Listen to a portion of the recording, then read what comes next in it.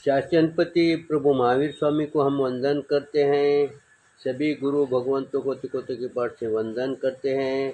श्रद्धावान भाई और बहनों, आपके अंदर विराजित आत्मा को माजलगांव से सुभाष कोठारी का सादर प्रणाम, सादर जय। उत्तराधायन सूत्र पर ये मेरा 11वां वीडियो है।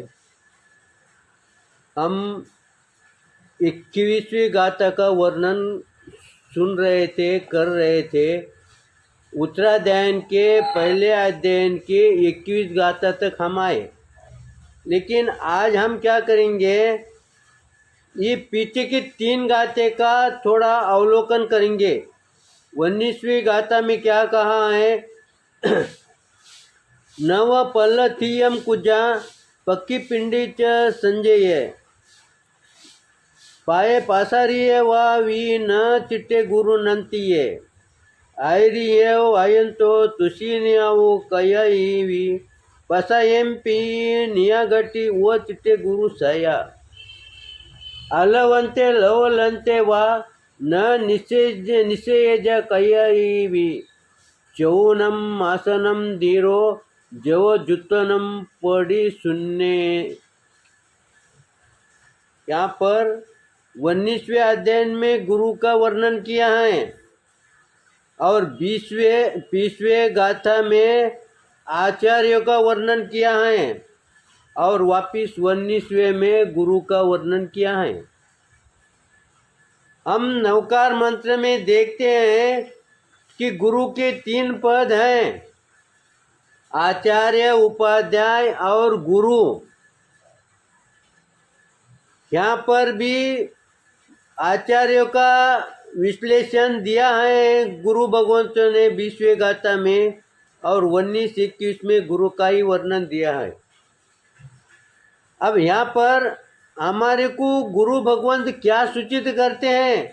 हम आचार्य, उपाध्याय और गुरु, ये तीनों को ही गुरु ही मानते हैं, लेकिन आचार्य भगवंत कहते हैं कि तुम उसमें फर्क करो।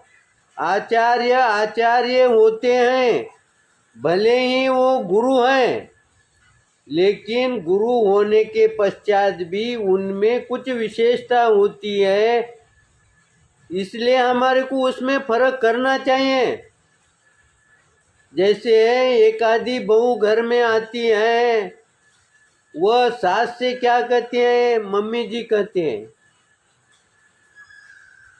यानी मम्मी को मम्मी और सास को भी मम्मी।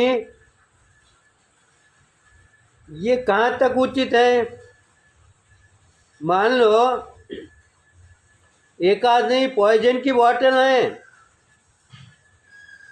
उस पर लेबल लगा है पॉइजन का, लेकिन हमने क्या किया, उसका लेबल निकाल के वहाँ पर अमृत का लेबल लगा दिया, तो क्या वो अमृत हो जाएगा? क्या विष विष ही रहेगा, अमृत अमृत ही रहेगा।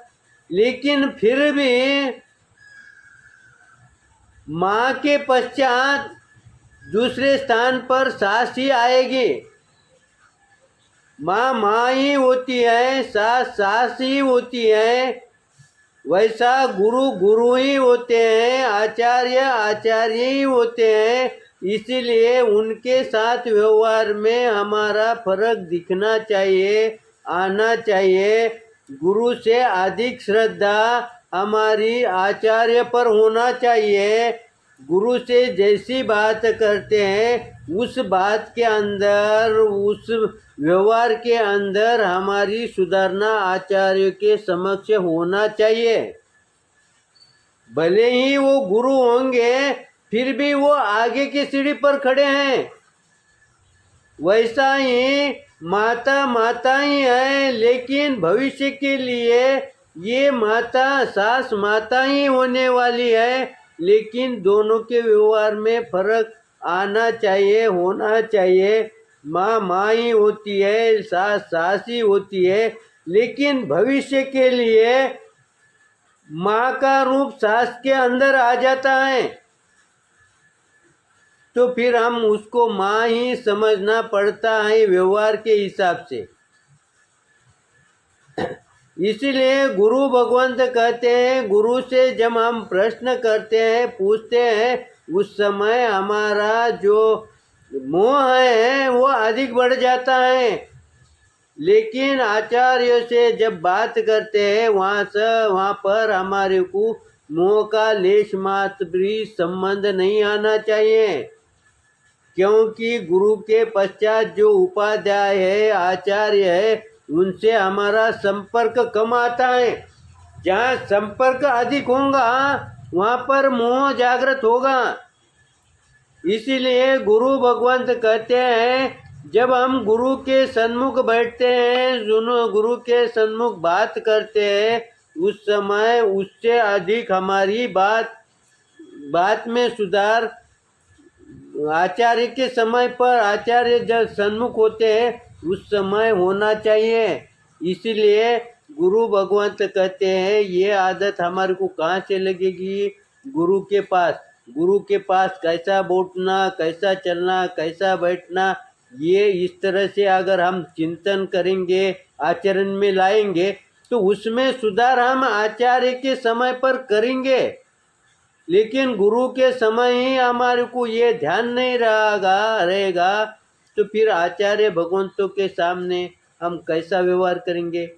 इसीलिए जब व्यवहार में हम माता के प्रति विनय आदर भाव रखेंगे, तो ही हमारा आदर भाव सास के प्रति जागृत होगा।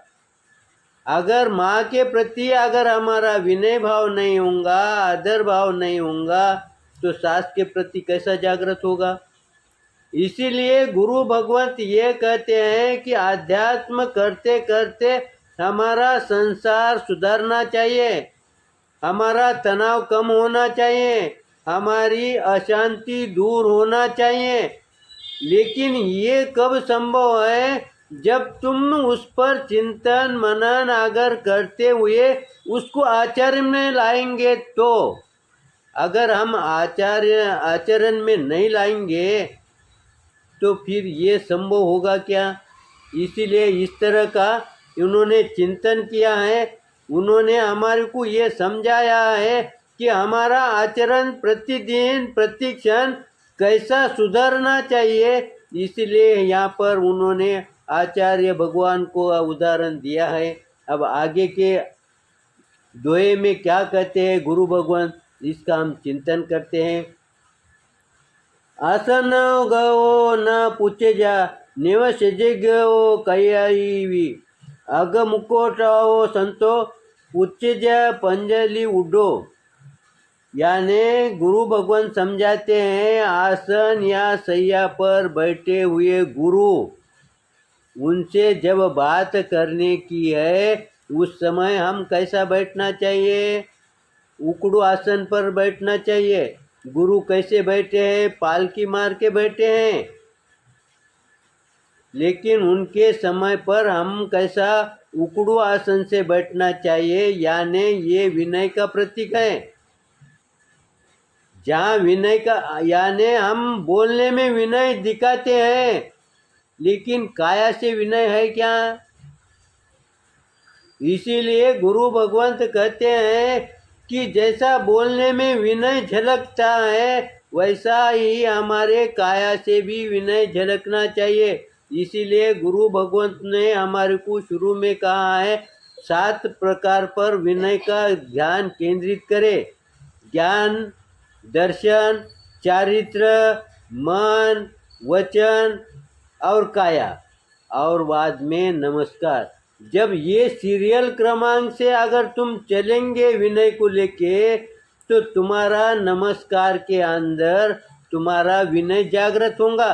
अगर समझो ये क्रम से अगर तुम नहीं चलेंगे और सीधा नमस्कार करने में, वंदन करने में विनय दिखाते हो, उस समय वो विनय आंतरिक विनय नहीं होगा, वो बाह्य विनय होगा। और बाह्य क्रिया के लिए हमारे को शुरुआत के लिए उसको स्थान है, बाद में जैसा जैसा आगे बढ़ेंगे उस समय बाह्य क्रिया को कोई भी स्थान नहीं है, फिर आंतरिक क्रिया को ध्यान में है, आंतरिक क्रिया का ही महत्व है। इसीलिए हमारे को आंतरिक क्रिया में जाने के लिए, भाव सामायिक में जाने के लिए पहले द्रव्य सामायिक में सुधार लाना पड़ेगा।